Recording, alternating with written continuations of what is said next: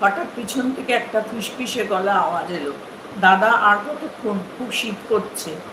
শিবসূর্য বলছে, আচ্ছা।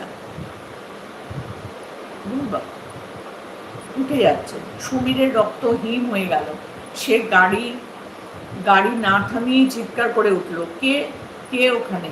পিছন থেকে কোনো উত্তর নেই, শুধু একটা পচা ড্রেসিংয়ের গন্ধ আর বরফ শীতল হাওয়া কেবিনের ভেতর ছড়িয়ে পড়ল।